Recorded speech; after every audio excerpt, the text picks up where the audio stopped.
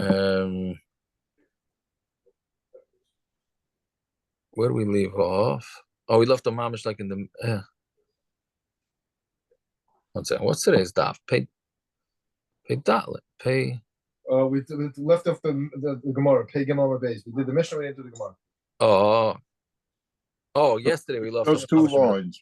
Right. Oh, okay. We're gonna. I mixed up. Yes, starting yesterday's daf smack in the middle of a sugi, and today I thought no. Okay, it was a Gemara. Okay.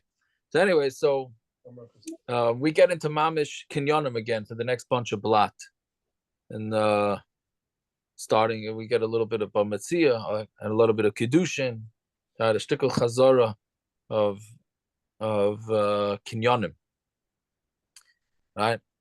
Oi. What was that? He's yeah. Dude, somebody's got to mute themselves, man. This is like the fourth yarn I heard. I can't babysit everybody, man. It's too annoying. Maybe it's me. It's not you. We get to see who it is because they're now on the video, and anybody on YouTube calls me the next day and say, "Why is this guy yawning?" And I got to see their faces and coughing. Parrots. It's all right, Parrots. You're going to Lakewood. It's good. It's a nice town. Did I hit record again? You ended. I don't know if you hit. Did I start it again? It is recording right now. Okay, yeah, good. Okay, I'm sorry. Okay. Anyway, so we're dealing with the Dine Mamonis. So how do we get into that? We said in the last part of the Mishnah that there's 4 types of sales, that whether they could be retracted or not. Sometimes the seller can retract, the buyer can retract, and in some cases both of them can retract. If the seller sold, he ripped them off. We know that oina is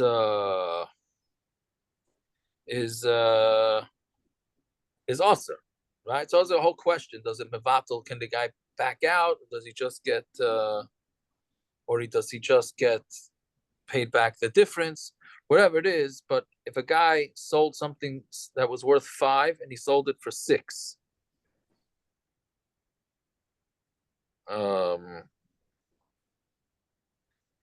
right, for hooker, but then what happened? Now the guy got messed over. For hooker, and it went up. The price went up. But Amar al Shmaina, and then it went up to 8. So really, the seller was ripping him off, right? Because he should have charged him 5. He charged him 6, but then the price went up to 8, right? So minas ana. So who's considered the one that's getting ripped off? Lekeach. The lekeach got ripped off. So lekeach, the lekeach can go back on it. The loy moicher, and the moicher can't go back on it. Right? Even though lemaisa, the moicher would be very happy. The moicher would be very happy if the guy backed out. Meaning initially he ripped off the guy, and now he's getting ripped off because the price increased. So he still can't back out. Only the lekech can back out. Why? Mishum, on Tamar Aleph now, Mishum to Amar Le, because they could say to him, Ilu Nisan, if you wouldn't have ripped me off, you wouldn't have been able to change your mind. Meaning, if you sold me something that was worth 5, you sold it to me for 5, then the price went up. You wouldn't have a say to backtrack. And now that you ripped me off, so now you want to use it to your advantage. That doesn't work, right? You can't do that. So that's Rav Chisda's svara. The Tana Tuna, and our Tana proves this, right? Yafas. The nimtzas rise, because what does our Mishnah say? If a guy sold grain that was yafa, and then they found out that it was bad, lekeach yachal lachsabay. The lekeach can change his mind, but loy meicher, the meicher can't change his mind. Meaning the meicher can't change his mind even if he is even if the price went up. So that's one din. Now Rav Chisda is going to say a second din, same exact thing, just this time it's the buyer ripping off the seller. Let's say he sold him something worth 6, but he only charged him 5, which means that the buyer ripped him off. So for Huzlu, and then the price went down, but Amr al Gimel, and then it was really 3. So now the buyer wants to back out. So Minasana, so who's the one that got ripped off initially? Meicher. The Meicher got ripped off. He undercharged. Meicher Yochalasabay, so the Meicher can change his mind. The Loy Lekeach, but the Lekeach can't. Because the Meicher could say to the Lekeach, Ilu Loy Nisin, if you wouldn't have ripped me off, Loy have a Matzas Hadras, you wouldn't have been able to go back, even if the price, not even, but even if the price dropped. Hashta Matzas Hadras, now you want to go back. Can't do that. All right, so that's Rav Chisda's chiddush. That meaning it's fairly simple. Rav Chisda's chiddush is that even though ultimately the person who did the ripping off is now in the loss column because the price fluctuated so fast, he still can't back out. Why? Because the only reason that he'd be able to back out is because there was oinah that he did. So Mamela, that doesn't allow him to back out. Well, this is something that he sold but didn't deliver yet. What's the case? No, it delivered it. He delivered it, I think. So was he's gonna come to my house and say, "Well, don't bother me." He didn't show it to Tagri. By a Meicher, you could return it forever. By a Lekech, you have to show it to a Tager, an expert that would know if it's worth that much. So he didn't show it to an expert yet. So he's able to either return it or keep it as a Lekech. What's that? You're saying that's normally the like the in between stage before the mekach is kayim. There's a din that you're allowed to show it to a tager to check if the price is right. So it's in this stage where there was a no that took place. If you didn't show it to anyone yet that we're talking about that you could be chayzer, but the mekach wasn't fully kayim. Oh, you're talking about in that. It's an in-between stage. Right, that buffer, well, not a buffer. What's the word? It's in limbo right now. Yeah. Why is it in limbo? I don't understand. That's the way I know it works. That I'm able to be chayzer up until the point where I'm able to show it to an expert to figure out if I paid for it properly, the proper price. What do? I call it the National Dairy Association if he charged me too much for milk? What do I... Yeah, the Gemara says, the Gemara says until you show it to a tager, yeah. But what the buyer, the seller comes and said, I charge you, now the price went up, I want it back. So you say, go to hell, I'm not giving it back to you. What is the case? Why would the buyer give it back to the seller? Because the price went up. For what reason? The Gemara says. The Gemara agrees with you, but the Havamina is because the mekach wasn't fully finished. It wasn't a finished sale. Okay. Well, we're gonna have to see now because the Gemara is gonna change it a little bit. Right. No, that's the case. What do you mean? The case is not. No, the Gemara is going to, because the Gemara is learning it from the Mishnah. And now the Gemara is going to say that. Okay, let's see the Gemara. The Tana Tuna, and the Tana says this, or proves this, if he was supposed to buy bad stuff, and it was found that it was good, which means that the seller got ripped off, by the Meicher, since he got ripped off, he can back out. The loy lekeach, but the lekeach cannot back out.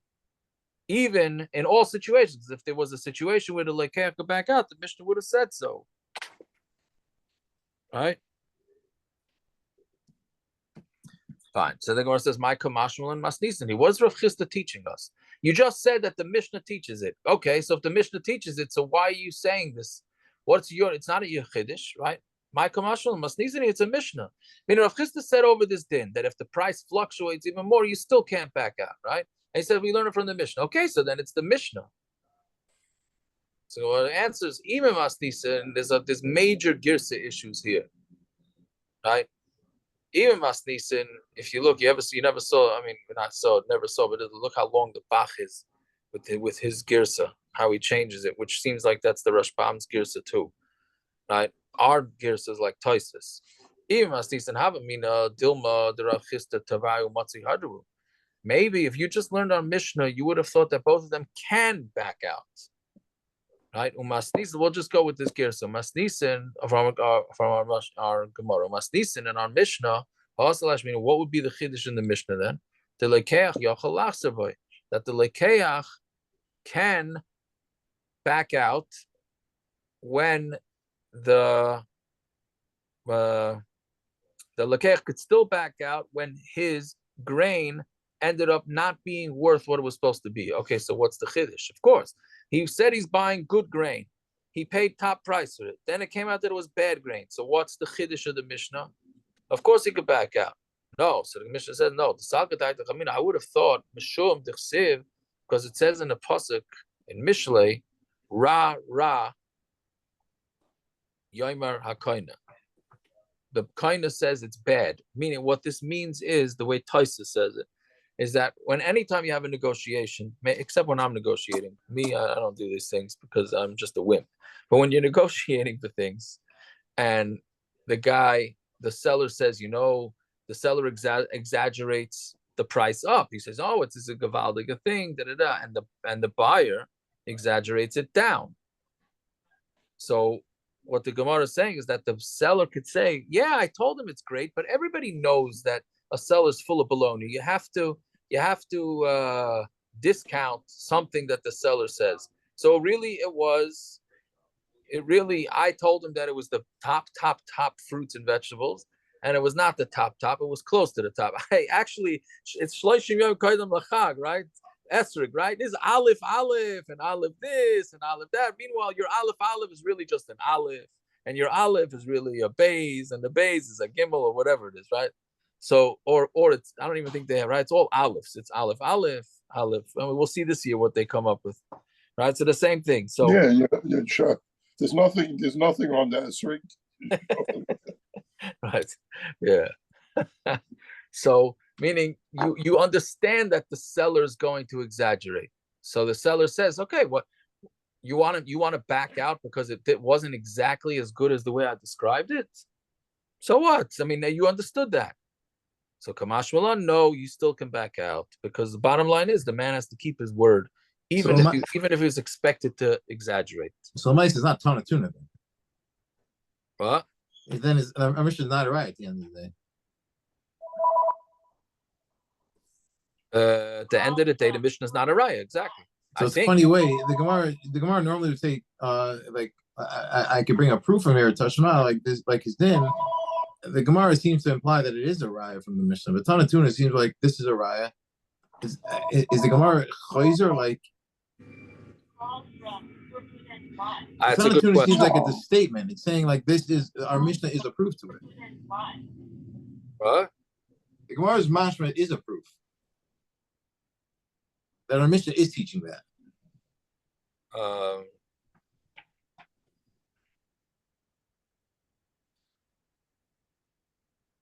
Unless the Tana Tuna is part of the words of Rav Chisda. It is, so it's interesting. Is it a raya? Meaning Rav Chisda is a raya? No, that's what Rav Chisda is saying. Rav Chisda is saying, even though I could have thought the Mishnah meant A, this is what the Mishnah means. I hear. Usually the Tana Tuna means our Mishnah is teaching this to us. Because usually it's a separate thing. It's usually the Amira says something, and then the Gemara says, "Oh, the Tana Tuna." Right. Here it could be the Tana Tuna are the words of Rav Chisda. So the Gemara is just explaining what he means. Yeah, I hear that. Yeah. Okay, so let's see. Bye. So Shachmasis v'nimtzas levan. It's too hard here. Shachmasis v'nimtzas levan. Let's say you found brown. This is a very interesting Gemara here, right? It says, yes, if you found, what color is it again? Red. I'm sorry. Red. We touch it as red, and it was found to be white. So red is choshev, white is not choshev. Samara Papa, midikatani levana. This that we said it's white. Shmamino hai shimsha sumaktihi. So we learn from this that the sun is really red. All right. What does it have to do with? How do we know? Because you called one white and the other one's red. It's very funny. There's a moon, something with the moon tonight. That the moon is a deeper color than it normally is. It's interesting because when I was walking over here, I saw the moon. I said, "Wow, look at that moon." Yeah. Oh, Baruch Shekivanti. Fine. So anyway, so what the Gemara is saying, it seems like the red wheat is the summer wheat. The white wheat is the winter wheat. Is that so? I think so. Red wheat is stronger, harder wheat. So the Arizona people should know about wheat. I was just gonna say. I don't know about the Ohio people. I think that's the way it works. There's usually two crops. There's red and white wheat. Red is stronger and hardier. That's the bread flour. Usually comes from red wheat. All-purpose and cake flours come from white wheat. Okay. Very So interesting. if the summer wheat is red, that means that it saw more sun. If the sun made it red, Right. that's where the Gemara is coming from. Okay, good. So what the Gemara is saying is that since we know there's only red and white meat, red and white, I see meat. I said meat. Look over parrots. Because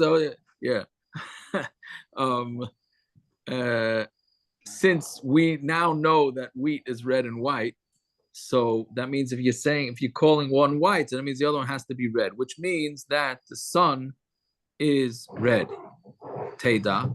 The kasamka tzafro panya, because the sun is red in the morning and panya is in the afternoon, in the evening.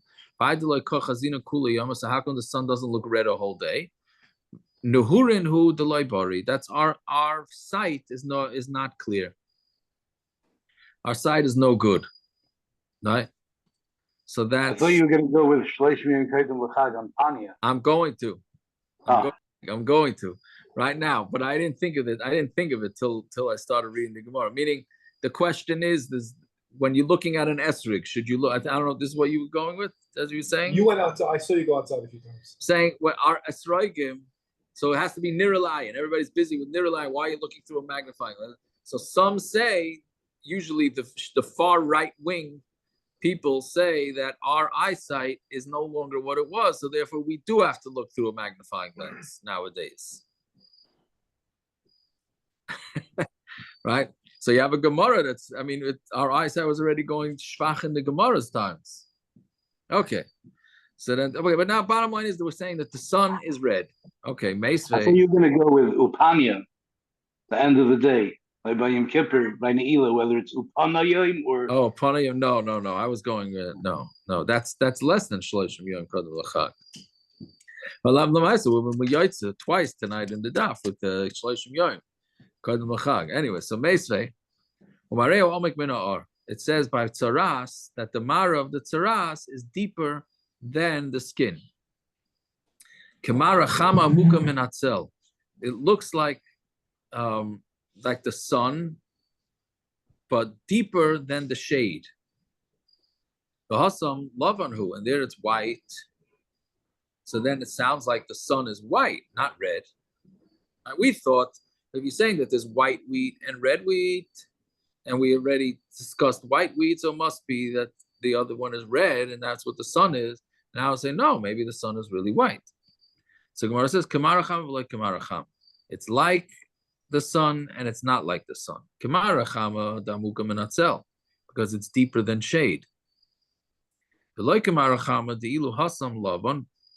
By Taras, it's white. V'hacha Adam, and here it's red. So it's not a proof. It's just using the Taras as a description. This is a Hasidic thing, no? When you view red next to white as opposed to next to black. True. Yes. It's a neither thing, and something else. I can't remember now what else it was Negeya. It's Negeya to Nida. I don't know. I can't remember. Okay. Now the Gemara says, so what we thought in the Havamina, that it is white, the sun is white. But the bottom line is, how can you say the sun is white? Everybody knows that the sun is red at sunrise and sunset. So what will you do with that? So B'tzafra, so we'd have to say in the morning, the Chalfa Bei Vardi, the Gan Eden. In the morning when it passes, the sun is passing by the roses of Gan Eden. So Mamela makes it look red. The Panya in the by Shkia, the Chalfa Pischa de Gehenim, where the sun goes by the door of Gehenim. So Gehenim is fire, so it looks red. Ikadamri Ifchan, some say it's the opposite. Yeah. Okay. It's interesting because the Metzias is a little bit like this too. The reason it looks red in the morning and the evening is because of what it passes through. It passes through less dense atmosphere, so more of the reds come through. The dense of the atmosphere, it just looks white.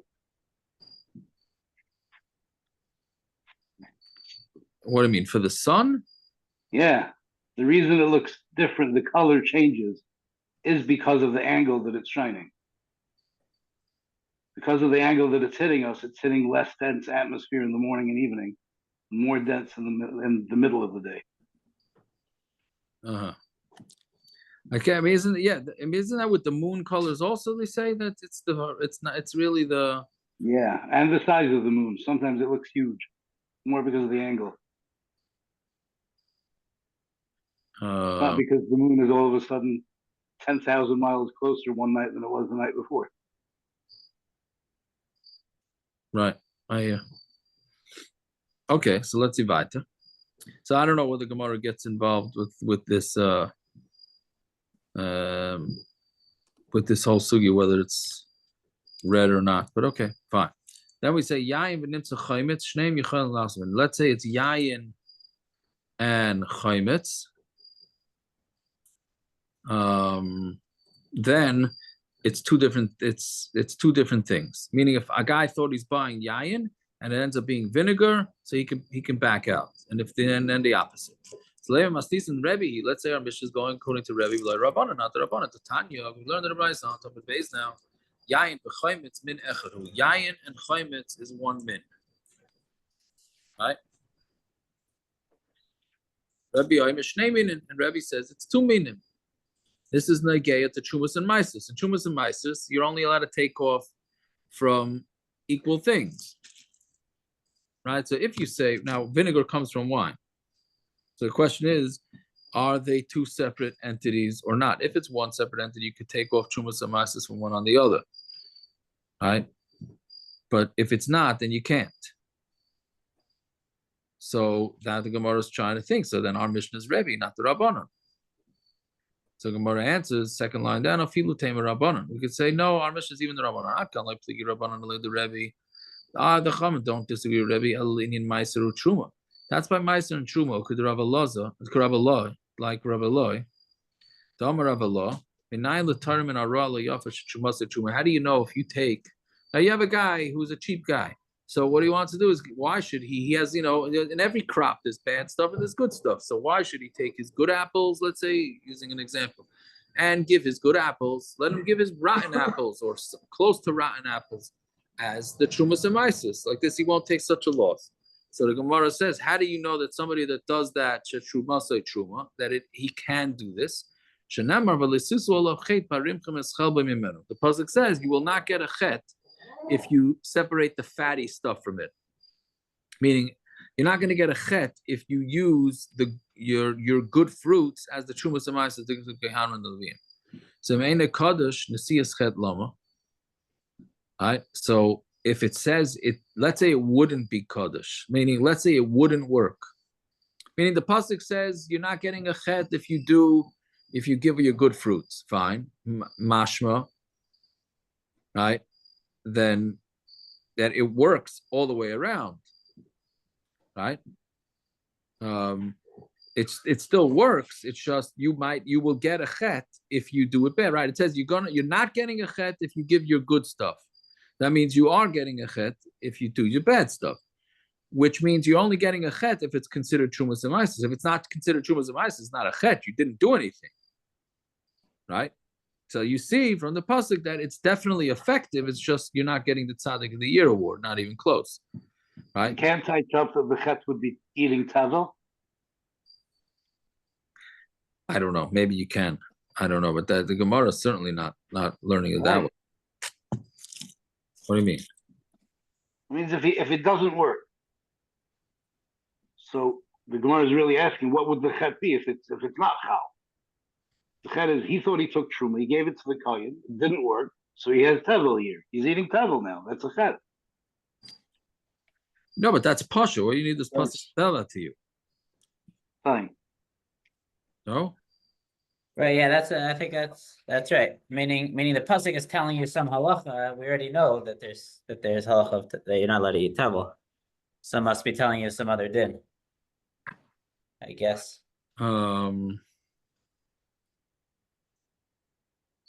Right, so that's what it's saying, that you're not getting a chet, but that means it's effective. The Truma Zamatzah says it's effective. So ain't a kaddish nasias chet lamas. If it's not kaddish, then what are you getting a chet for?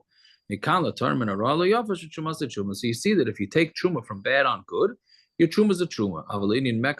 But for business, the kuli alma ika the nichale b'chamra v'loy nichale b'chal. There are some people that are happy to get wine and they don't want vinegar. Because the nichale b'chala v'loy nichale b'chamra. And there are those that are nicha v'chala and not nicha v'chamra.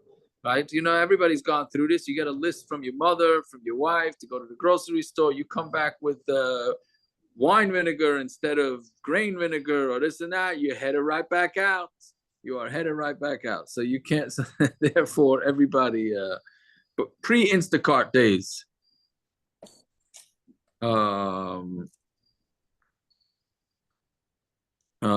Yeah, so that's it's basically saying that in Mekach Memkar, everybody would hold that you can't replace something with something else, even though vinegar and wine be'etzim come from the same place. Okay, then what we about start. Hilchos Brachos? So the Rabbanon hold you make hagafen on vinegar.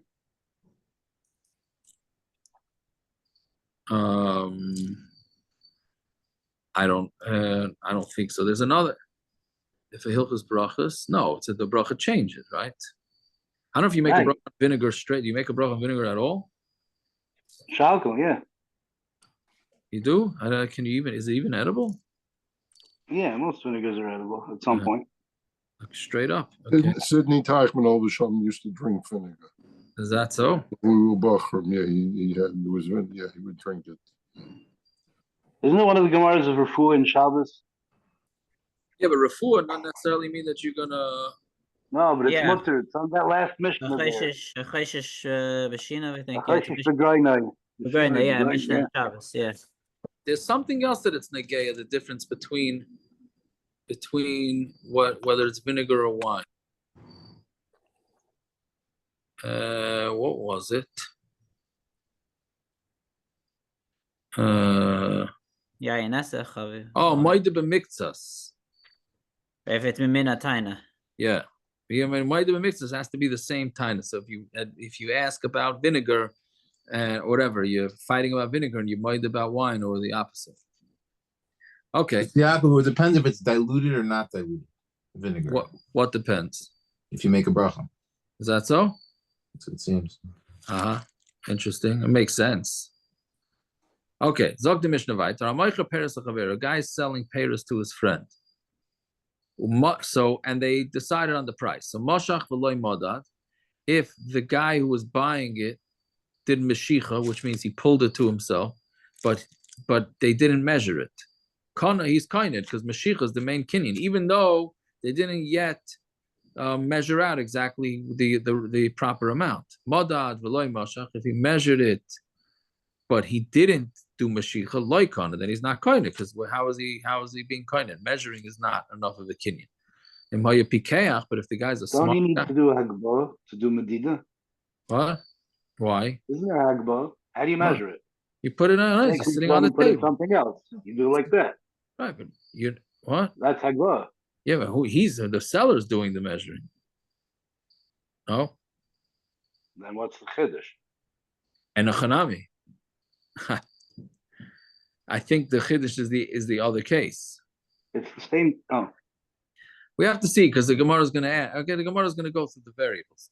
If he's a smart guy, what he should do, I'm sorry, he should rent the place where the stuff is that he's buying, and then that will be a way for him to do the kinyan, and then the guy can't back out, which we'll see in the Gemara. If a guy's buying flax from his friend, he's not kained until he takes it from place to place, meaning which is a hagbah. And let's say the flax or whatever it is was attached to the ground, the talash, and he detaches it. The talash kolshu, and he just cuts even a little bit, then he's kained everything. Right? Fine. So Amar Rav Asi, Zok the Gemara. Amar Rav Asi, Amar Rav I Yochanan. think the Ritva asks, why isn't Hagbah Kaina when you do it? Would it ask that kasha? Okay, because I thought By that the case of Madad Velo Mashach. yeah, okay, I don't Okay. understand because I thought the guy selling it is usually the one that measures. I guess if whether it's self-serve or not. So he says some say either he didn't have kavanah to be kaina, or like what you're saying, the moicher is the one who measured it, which is what Tosfos says. The moicher is the one who Right. did it. Yeah. Yeah. Okay, good, thank you. Samar Rav Asi, Amar Rav Yochanan. Madad v'niach al gabi simta. Let's say he measured it, and then he put it onto the simta. Simta, we said, is like a alleyway off of the Rosh Hashanah, much quieter. So kinyanim can be done over there. It's not considered like mamish a public place. So v'niach al gabi simta, and he put it down on the simta, which the Gemara thinks now he just put it straight on the floor. Kana, then that is a kinyan, even with no mashicha. Right, because we say that he could be kind of that area. Who's doing this measuring? What? The Meicher? The Meicher, yes. And so the Meicher measures it and then puts it in a simta. The Meicher is kinder for the Lekeach? No, the Lekeach is kind of. It's the same person. What? Then it switched hands right after the Medida? Yes. How does that happen without Hagbah? I have no idea. He puts it on the floor. At least what the Gemara is thinking now. He puts Who it puts on it the on floor. the floor? The seller. So what's the Kenyan? Of course there's no Kenyan. No, there is a. Well, the Gemara just said there's a Kenyan. I'm asking. I think What's the because Kenyan? the Simta seems to be considered everybody's reshus.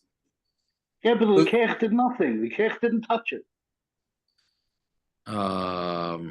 Guys, I'll be done in But a few he's- minutes. I'm sorry, we're he's running a there. little late. But he's there, and therefore he requires it. What? But he's there. How? The buyer's there. His Daladamas is going to be It's not his Kaina Daladamis. It doesn't work with Dal. Yeah, the buyer. I think the buyer has to be there. What did the buyer do? But he has no Kenyan here. He didn't do anything. He didn't even touch it. Correct. He did not touch it. So what did he do? Well, that's sort of going to be the Gemara's kasha. What's Let's see the Havamim? Gemara. It's Let's considered in the rishus of the buyer. Yes. correct, which the Gemara is going to ask. Let's see 1 second. Let's see. So Amar later again. Amar Rav Asi, Amar Rav Yochanan, Mother b'niach hagavi simta kana is kana. So Amar later Rav Zeir said to Rav Asi, Shema lo shama Rebbe. Maybe you didn't listen to Rebbe. You didn't hear what Rebbe said. Ella b'maydid l'sach kupasi. It only works if the seller measures it into the box that the buyer had. The buyer brought a box, and they're sitting in this alleyway, and he puts it into his box. That's when he says the kinyan works. Otherwise, the kinyan does not work. Amarle, he said back to him, sharp line. He said, Amarle, Dami Haimer Rabbanan Kiduloi Gamri Inchi Shmaisen. This Rav is as if somebody who never learned anything or never learned what he heard. Do you need to say that if a guy measures out some grain and puts it into the buyer's basket or box that the buyer's kind of course he is. So it must be he didn't mean that. It must be that he just put it down straight on the floor. So the Gemara says, okay, kibla minei, I like kibla minei, which is an interesting also kibble, right? That's what we're trying to figure out here. But did he accept it from him or did he not accept it from him? Meaning, did he agree, right, that it's only when he puts it to the box, or it's only when even when it went onto the floor? So Tashma, Damar Rav Yanai, Amar Revi, Chatzar Hashutvin Kainan Zemizeh. If you have partners, 2 partners own a field, and one partner is buying something off the other partner, he puts it into one of them puts it into the field, that could be kainet. My lav al gabi karka, and doesn't it mean that one owner just takes, let's say one owner is buying an apple from the other owner. They both own the field. So one of them takes it, puts it down on the ground, and then he's kind it. So you see that there is precedent for a purchase being able to happen that way. So a simta, this alleyway, is considered like it's owned by everybody. So then it would work. So we have a proof that such a kinyan would work, even if the recipient didn't pick it up. So Gemara answers, no, that case is talking about where the partner is putting it into the other guy's basket. And that makes sense. If somebody measures something and they put it on top in the simta in the alleyway, he's not koina. Kashana dodi, it's a stira. The Mishnah says he is koina. And here we're saying you're not koina. No, one is somewhere where he measures it into the box. Al gabi karka, and where's somewhere where he measured it onto the karka. Shmami no. So we hear from this that he did not accept Rav Asi's shot. What are you saying? Just think, when you buy something in the shuk machni Yehuda, so the guy weighs it, and he tells you it's 50 shekel, and he puts it in, in a bag, and he puts the bag in front of you, but it's still in his store. It's on something in his store. So then you pick it up and give him the 50 shekel or whatever. But as far as he's concerned, it's yours. He put it in a bag and put it in front of you. Yeah, but the fact that it's still in his rishus, I don't know if that's kona already. I don't know anything. I'm just saying And that's in what that case, happens. the bag is also his. It's not mine yet. Right. So there, the kinyan would only be with the kabbalah once I pick it up. Well, the bag itself is not the problem here. We said if you put a bag in a empty, you could be kind of it without making but a it's my bag. It's the chaos bag. Even the Meicher's bag, you could be kind of without akba, according to Ravasi. So he takes learns up. It's even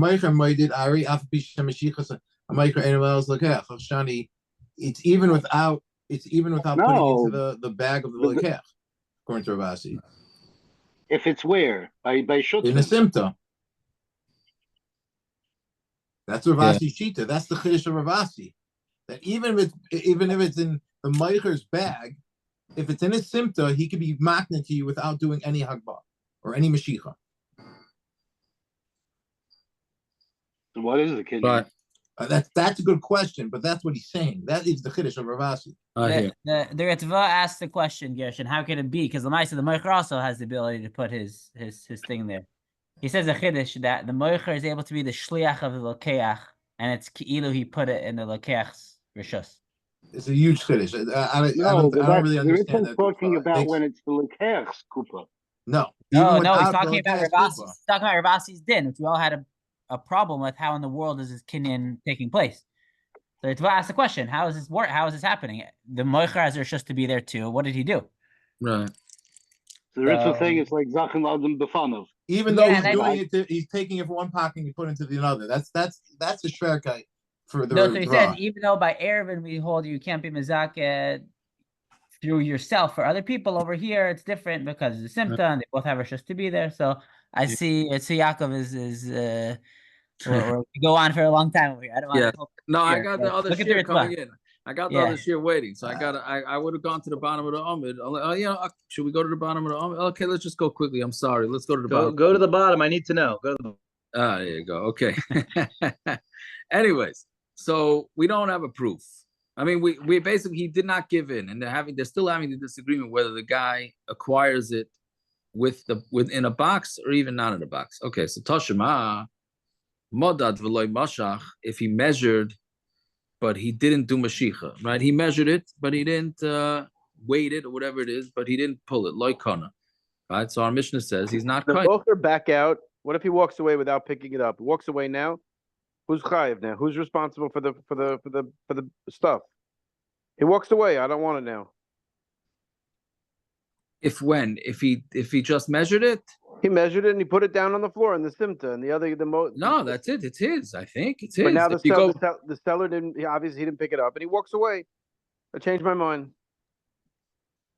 No, I think he's stuck with it. If you hold that he acquires it, so that's it. It's he's stuck with it. It's his. Okay. I think so.